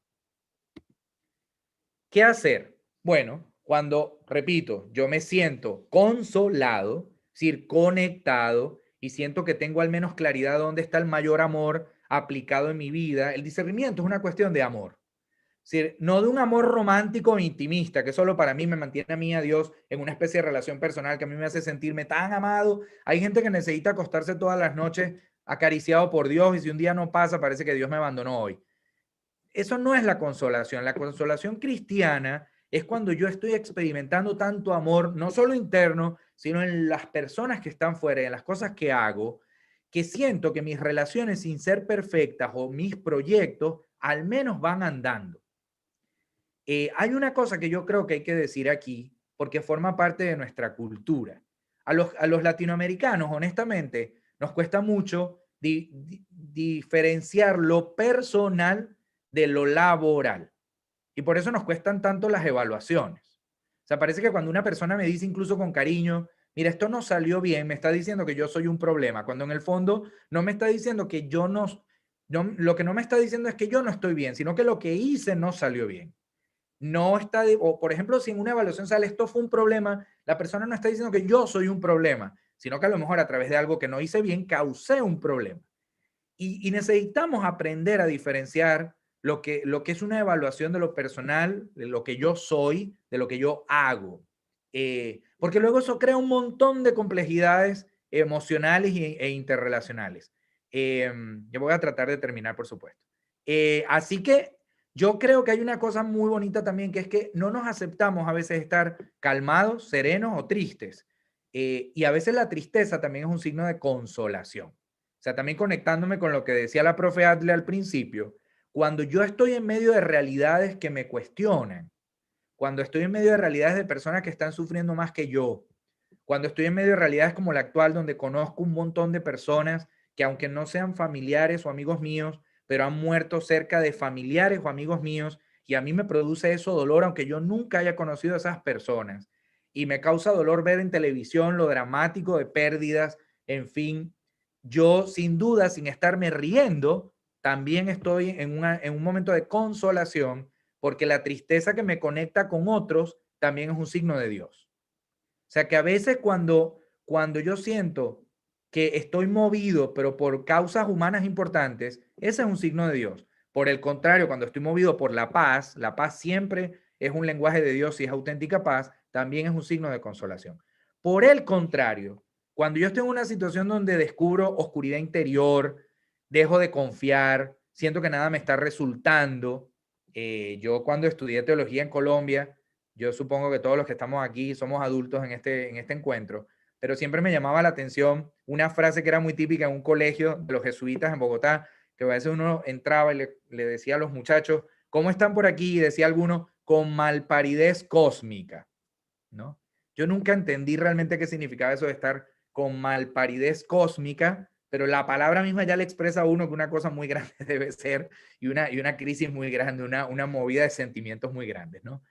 Es decir, cuando yo siento que todo está feo, o sea, algo debe estar pasando, porque si yo siento que estoy triste o deprimido o enfadado por algo, bueno, eso no está mal, pero si pasan los días, pasan la semana y yo sigo en ese mismo estado de tibieza, por decirlo de alguna manera, en algún momento me tengo que preguntar, ¿qué está pasando acá? O sea, ¿por qué no me muevo hace días y ni siquiera me cuestiono estar tan estático en la vida? Quiere decir que puedo estar entrampado o desolado en la voz del mal espíritu. ¿Qué cosas deberíamos hacer? Yo voy a pasar rápido por aquí porque creo que mucho de esto lo he dicho, pero fíjense, alguna otra cosa se puede tratar en las preguntas, pero ¿cómo aprovechar los estados de ánimo? ¿Qué deberíamos hacer cuando nos damos cuenta de que estamos movidos por dentro y necesitamos clarificar para poder tomar la mejor decisión? Bueno, lo primero es darse cuenta de lo que me pasa, reconocer lo que me pasa. Lo segundo, como dije, saber interpretarlo. Lo tercero es reaccionar a tiempo y bien. Pero sin duda alguna es importantísimo buscar a una persona que me ayude a definir dónde estoy ubicado y por qué estoy movido.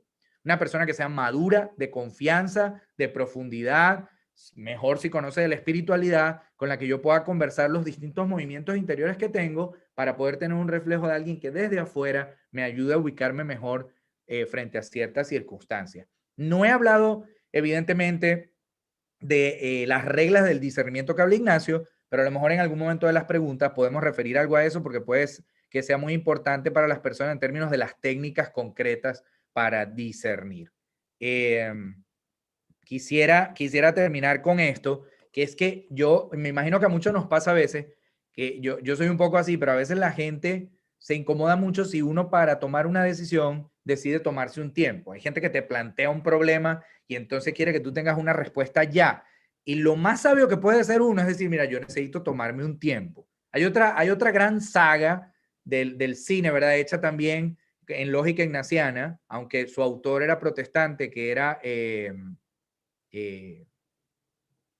ahora se me olvidó. El autor de El Señor de los Anillos. El Señor de los Anillos tiene mucho elemento también de la espiritualidad ignaciana. De hecho, las películas del Señor de los Anillos siguen la lógica del libro de los ejercicios espirituales. Y en uno de los capítulos, Gandalf, el mago, necesita discernir cuál es el mejor camino a tomar. Y dedica tanto tiempo que los suyos están cansados de que tarde tanto. Y justo al final de una larga espera y reclamos por parte de los suyos, él como que tiene el chispazo y dice, este es el camino que debemos seguir. Eso a veces puede suponer tiempo y el tiempo a veces incomoda a los apurados. Como cuando un matrimonio pelea, se dicen de todo y si a alguno de los dos peleados se le ocurre decir, mira, yo en este nivel de mal humor y con este tono no puedo seguir hablando contigo, yo prefiero que continuemos mañana, pero necesito pensar la mejor manera de comunicarme. Esa sería una buena manera de terminar una discusión y dedicar tiempo a ver cuál puede ser el mejor modo, buscando lo bueno. Gracias. Muchas gracias, Padre César, y sobre todo eso que nos ilustras. Perdón por lo largo. Aquí tanto en YouTube como en Zoom, algunos dicen, bueno, qué buena esa referencia a la Guerra de la Galaxia. Una persona de Nicaragua nos dice, bueno, no tenía idea de esto, pero qué bueno, ahí está. Bueno, vamos entonces a hacer el momento de preguntas. No queda mucho tiempo, pero bueno, obviamente por lo menos algunas rondas. Vamos a hacer 1 o 2 rondas, podemos hacer de preguntas y respuestas. Para los que se han ido sumando, por favor, hay un instructivo para inscribirse, un enlace en Google Forms, mejor dicho, para la asistencia. Entonces, bueno, necesitamos que se puedan allí apuntar, ¿sí? Para bueno, poder llevar este registro de asistencia. E incluso si quisiéramos, para bueno, que no estemos anónimos, tanto en YouTube como en Zoom, las personas que están participando, si pueden decir dónde están, para que no hablemos, porque ya los dos panelistas han dicho, bueno, pareciera que hay de diferentes partes, bueno, para ver dónde están, y eso nos ayuda también a podernos conectar mucho más. Y aquí María Espinosa está diciendo desde Nicaragua, así bueno, que ojalá se puedan sumar todos los que están aquí en Zoom como en YouTube. Vamos entonces, en el mismo orden que han intervenido, vamos a hacer las preguntas. La primera entonces para la profesora Adle, nuestra colega psicólogo. Una de las preguntas que decían por acá, dado el tema de la autoayuda y lo que se ha dicho de la autoayuda, entonces podemos decir que los libros de autoayuda tenemos que quemarlos, no sirven para nada. Sí. Bien, a ver, yo creo que el detalle está en buscar respuestas absolutas, ¿no? Yo creo que si nosotros vamos por la vida pensando que hay otro que nos va a dar la respuesta, que nos va a dar la receta, ese es el problema. O sea, yo creo que el punto y sobre lo que gira toda esta discusión del discernimiento es ¿dónde estamos nosotros? ¿Dónde estamos nosotros plantados de cara a las circunstancias, de cara a las adversidades? ¿Qué me dice? ¿Qué me dice esa vida interior que yo tengo, no? ¿Y qué me dice ese contexto en el que esta vida interior que yo tengo tiene que responder? Entonces, a lo mejor yo puedo leer un libro de autoayuda, como puedo estar sencillamente contemplando bueno, el paisaje que contemplo desde aquí, que tengo un árbol enfrente hermoso, frondoso, y a lo mejor en esa contemplación pues yo puedo llegar a contactar con emociones, puedo llegar a analizar las lecturas que estoy haciendo de la realidad, ¿no? Más allá que quemar los libros de autoayuda, creo que lo importante de todo este asunto es que no busquemos respuestas absolutas fuera de nosotros. Es que las respuestas no están fuera de nosotros. Las respuestas están dentro de nosotros. Y es cómo respondemos a ese contexto que sí está fuera de nosotros, pero desde los recursos que nosotros tenemos, desde el cómo me afecta, porque es que la realidad me afecta a mí de una u otra forma. Y una misma realidad no te afecta a ti igual que a mí. Entonces allí es donde está el detalle, allí es donde está el punto de discernir, allí es donde está el punto de comprender y ese contactar con mi propia vivencia. Y cómo ese contactar es el que me va a decir a mí, ¿verdad? Sin caer, como nos decía el padre, sin caer en esas trampas. Porque aquí tomé también unas notas del padre, es decir, es ese sentir que yo tengo. ¿Qué me dice? cómo reconozco eso y cómo eso me lleva a mi actuar. Y eso no está escrito necesariamente en ninguna parte. Entonces, lo que yo creo que hay que quemar es esa necesidad de absolutizar las cosas y encontrar respuestas absolutas. Eso es lo que creo que no nos lleva por buen camino. Gracias, Adele. Mira, desde el YouTube estaba Vero Neve, que dice que es de la Ibero de Puebla, México. Tenemos a Aldo Gramajo desde la Universidad Rafael Landiva de Guatemala. Tenemos a Carlos Larrañaga, quien dice, encantado de saludarlos, un abrazo grande a mi escuela. Gracias, Carlos. Y tanto recuerdo que está desde Barcelona.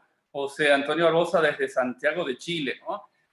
Por aquí, por el Zoom, se encuentra, ya dije, María Espinosa desde Nicaragua, Adriana Laura Cruz desde México, José Antonio Alvarado desde El Salvador.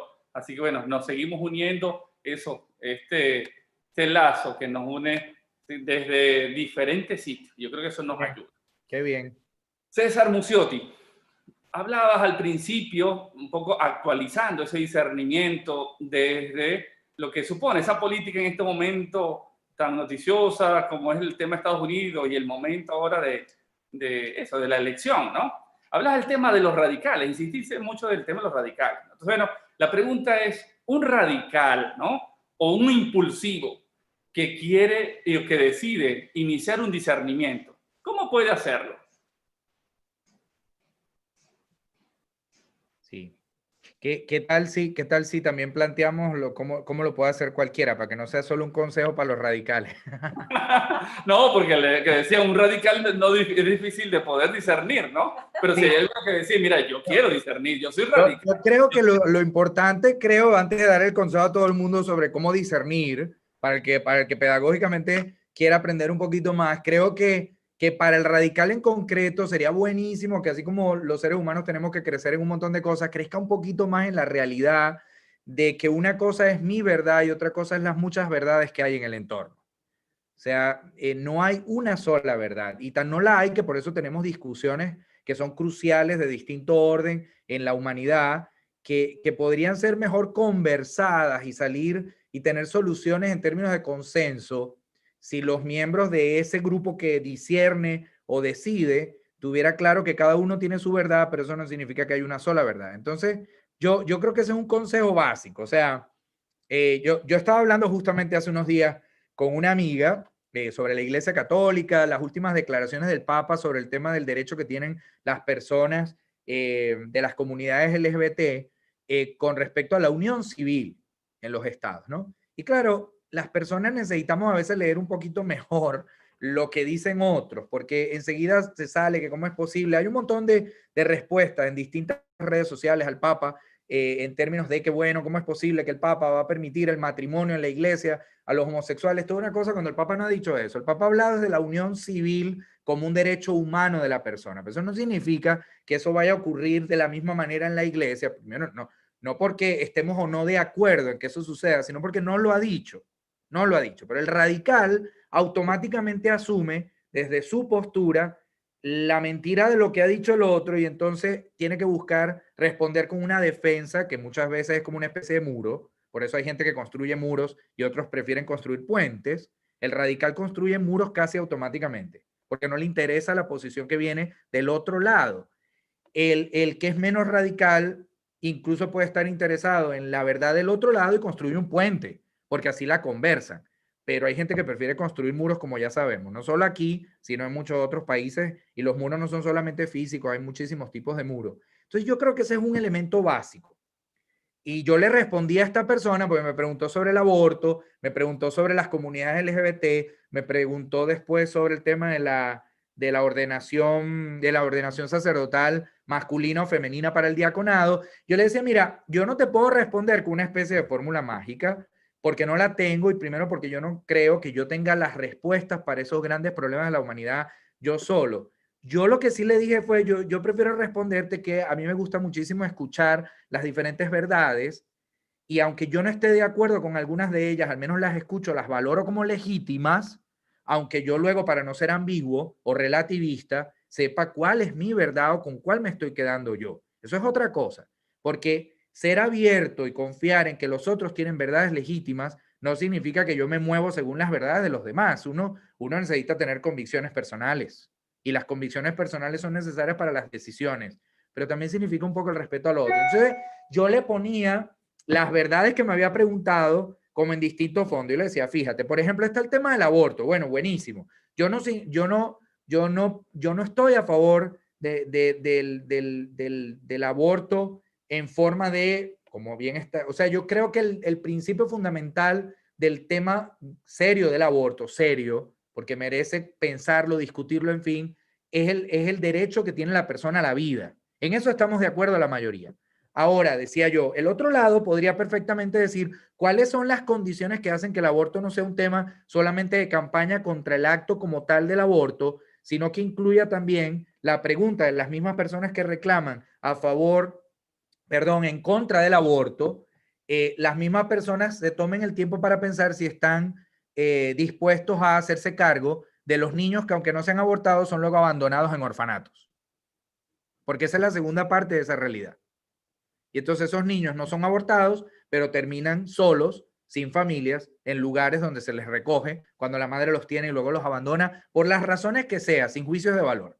O por ejemplo, el tema de las ordenaciones, ¿no? Discernir el tema de la ordenación de los hombres casados, no, porque ¿cómo es posible el matrimonio para los curas? O la ordenación de las mujeres como diáconas, ¿cómo es posible que una mujer ahora va a estar ordenada parada al altar al lado de un hombre? Bueno, porque ambas cosas ya existieron y habría que discernir entre todos si eso es posible de nuevo. Los sacerdotes se casaron en la Iglesia Católica hasta el siglo IX y era opcional desde el siglo IX hasta el siglo XI, en la que definitivamente se impuso como una norma, al menos para el clero diocesano, porque como bien sabemos, la vida consagrada tiene unos votos que significan otra cosa. Pero lo mismo con el diaconado femenino. Las mujeres se ordenaron diáconas o diaconisas hasta el siglo VIII o siglo IX también, lo que significa al menos la mitad de la historia de nuestra iglesia.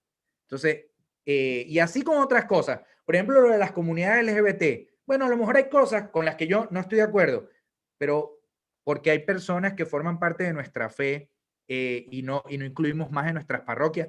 Aquí en Estados Unidos yo me he dado cuenta que las comunidades LGBT católicas existen y en las parroquias hay comunidades LGBT. En América Latina es impensable aún porque hablar del tema ya provoca un montón de prurito. Entonces, discernir significa dejar en el fondo de ser tan radical, y yo no digo que estar de acuerdo con los demás, pero al menos estar dispuesto a construir los puentes para.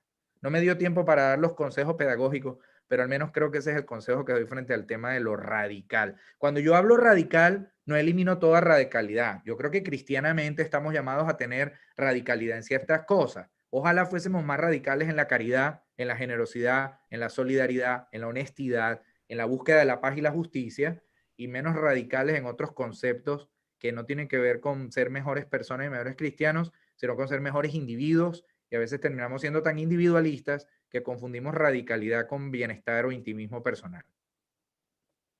Gracias, César. Saludamos a Elizabeth Chan, que nos escribe también desde la Universidad Rafael Landívar de Guatemala, ¿no? Y Sonia Borges también desde aquí de Caracas. Así que seguimos uniendo lazos latinoamericanos y desde los diferentes lugares donde estemos en Europa inclusive. Ya vamos finalizando, vamos entonces a hacer la última ronda de preguntas. Aquí hay varias preguntas, trataré de hacer dos al mismo tiempo, pero les pedimos por favor que queremos seguir mejorando, como OJAL queremos seguir mejorando, que tanto en la plataforma Zoom como en YouTube han colocado enlace para llenar la evaluación de lo que ha sido este webinar. Así que le agradecemos profundamente porque queremos seguir mejorando. Profe Adler, aquí preguntan, ¿qué estrategias sencillas podemos utilizar para fortalecer nuestras emociones? ¿Cómo podemos ayudar a nuestros alumnos a ello? Ok, bien. Yo creo que en este momento nuestros jóvenes están sometidos a una cantidad de situaciones, de circunstancias que los llevan constantemente a vivir como una especie de separación, ¿no? de sí mismos, de sus propios procesos.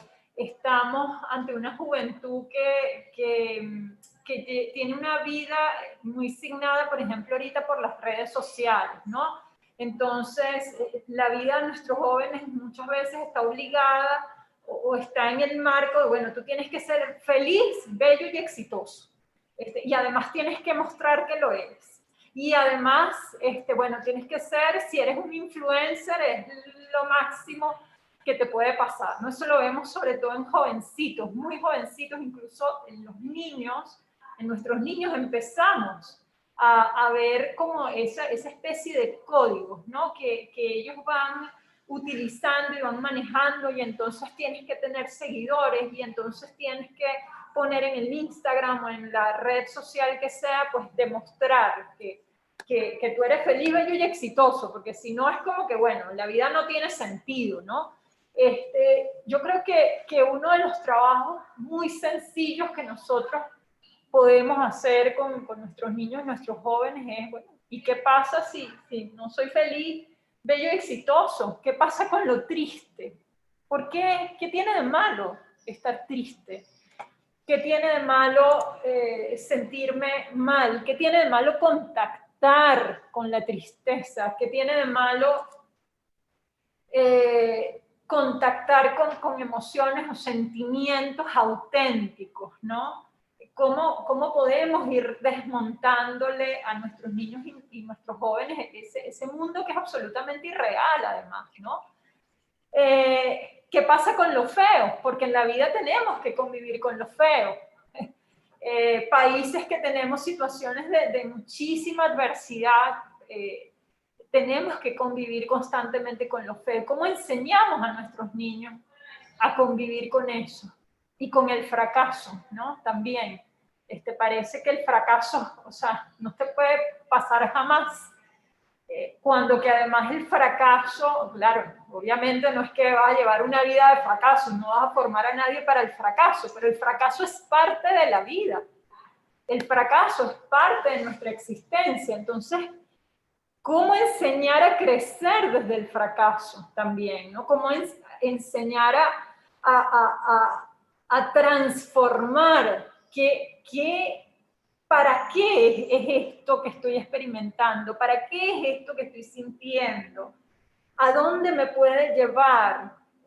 ¿Qué siento y a qué me lleva? ¿No? Es la pregunta que haría pues, los especialistas en espiritualidad ignaciana en este caso. O sea, ¿cómo yo acompaño a mis niños? ¿Cómo yo acompaño a mis jóvenes a entender que, bueno, el sentimiento es el sentimiento? Por eso nos decía el padre al principio, empezamos por el sentir.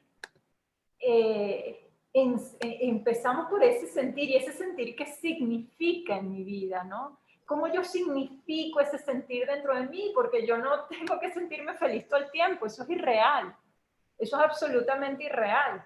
Entonces, empezar a contactar las emociones, empezar a validar esas emociones, ahora luego ese sentir que yo tengo, ¿a qué acción me lleva? O sea, cuando yo analizo, cuando yo puedo revisar esa emoción en ese contexto, en esa realidad, y decirme a mí mismo, bueno, ¿y qué puedo hacer yo con esto, no? ¿A dónde me lleva esto? Y son cosas muy sencillas, muy elementales, que podemos hacer, que podemos ir haciendo con nuestros niños y con nuestros jóvenes para acompañarlos y fortalecerlos, y también enseñarles, porque nosotros ahorita nuestros niños y nuestros jóvenes tienen una realidad distinta en la que nosotros crecimos, porque hay una realidad bueno, una realidad virtual, ¿verdad? De una realidad de verdad real, ¿no? Donde las cosas te duelen, donde lo feo existe y donde el fracaso existe, y tenemos que aprender a vivir en ese contexto real, y tenemos que aprender a transformar desde nuestra fortaleza, nuestro potencial, esas circunstancias que vamos a ir encontrando en la vida y que además son normales. ¿Ok? Es normal estar triste, es normal tener fracaso, y es normal en la vida ver también lo feo, ¿no? Gracias, profe Adele. César, ya nos quedan muy pocos minutos. Te pido, por favor, muy sintético con la respuesta. Dado que, bueno, ya te conocemos. Y no solamente yo, sino yo creo que ya los que están participando en este webinar ya te conocen un poco, cómo tú eres tan generoso con todos nosotros, ¿no?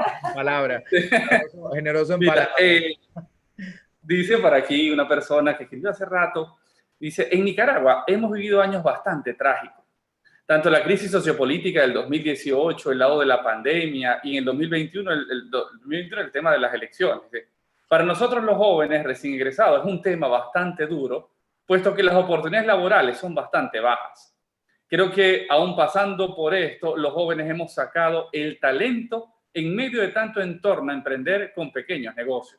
Entonces la pregunta está, más que un consejo, más que un mensaje, porque propio del discernimiento es, ¿no? ¿Qué criterios nos puedes dar para poder discernir? Y otra persona también escribía por el chat diciendo, bueno, ¿cómo yo sé que un discernimiento está bien hecho? Bueno, a lo mejor voy a hablar entonces, aprovechar, ¿verdad? Porque puede ser que el tema de los elementos o las reglas del discernimiento no estén tan claras en algunos que están participando, pero lo voy a tratar de hacer muy sucintamente, lo prometo.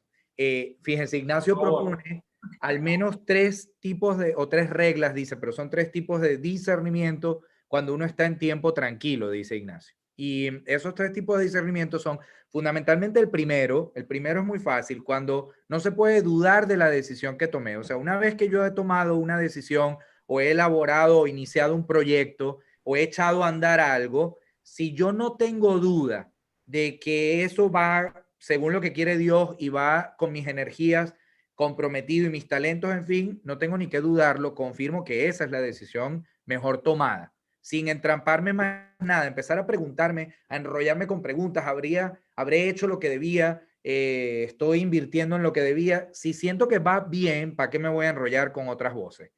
No se puede dudar que tomé una buena decisión.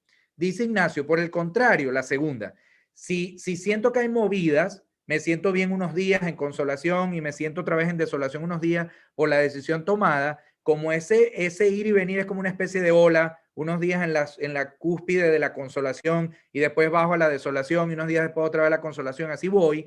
Dice Ignacio, tengo que tratar de ser consciente con los afectos primero y luego con la razón de en qué momentos me estoy sintiendo según lo que quiere Dios de mí. Si cuando estoy en consolación o cuando estoy en desolación. ¿Dónde está la verdad de la decisión tomada? Cuando me siento muy bien por la decisión tomada o cuando me ataca el escrúpulo me está hablando de que lo hice bien o de que debería haberlo hecho de otra manera y ver qué surge.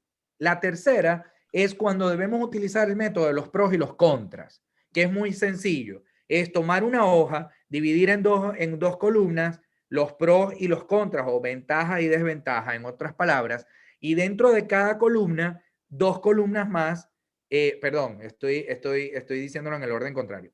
2 columnas con la opción 1 y la opción 2, que entre las 2 cosas en las que tengo que decidir o las 2 decisiones que podría tomar, y luego dentro de cada columna, de la opción 1 a la opción 2, las columnas de los pros y los contras de una y los pros y las contras de la otra. Y tomarme un tiempo, eso que dije de tomarse un tiempo, para ir anotando a medida que en mi oración o en la vida diaria se me ocurra, cosas que son ventajas o desventajas de cada una y ver cuánto tiempo tarda en que se agotó, ya no se me ocurren más cosas. Cuando termine, como no es una cuestión matemática que marque una raya y sumo y cual tenga más ventajas es la mejor, no funciona así la lógica de Dios, es poner eso que he terminado de completar frente a Dios y esperar desde la oración y el sentimiento si se me confirma o no la decisión que he tomado. Voy a decir una cosa que es obvia en la espiritualidad ignaciana. Las 2 opciones tienen que ser buenas, porque solo un tonto decide entre lo bueno y lo malo. O sea, si yo ya de entrada sé que una de las 2 opciones es mala, no puedo incluirla en un discernimiento. Y si no tengo más que una, entonces quiere decir que esa una buena es la que yo debería tomar. Pero si tengo 2 opciones y ambas son buenas, entonces aplico la de las 2 columnas. Hay otras que son más graciosas de Ignacio, que son las que él recomienda en tiempos no tranquilos. Son bastante radicales, por aquello de lo radical en esta conversa, que bueno, que son las 3 famosas de que, bueno, si no me funcionaron las 3 primeras en tiempo tranquilo, pienso en las 3 segundas. La primera, pienso en alguien que yo conozco, que no conozco, y como no lo conozco y sé que esa persona tiene que tomar una decisión frente a un contexto como el que están planteando en Nicaragua, o frente a un negocio en el que debo invertir, o sobre un proyecto en el que debo pensar si me meto o no, pienso que esa persona tiene que tomar una decisión en el proyecto, la situación que en realidad tengo yo, pero que lo tiene la persona en mi imaginación. Y como yo no conozco a esa persona, ¿qué consejo le daría a esa persona? Y como estoy fuera, a lo mejor soy un poco más objetivo. Segunda, si no resulta, bueno, aplico la otra. Si me dijeran que yo me muero mañana y yo estaba a punto de tomar una decisión, pero sé que ya me dijeron que me muero mañana, ¿qué decisión tomaría hoy antes de morirme? Y como estoy apurado por el tiempo, quizá eso me presione. Tercero, si tampoco resulta la segunda, entonces la tercera. La tercera es el juicio final.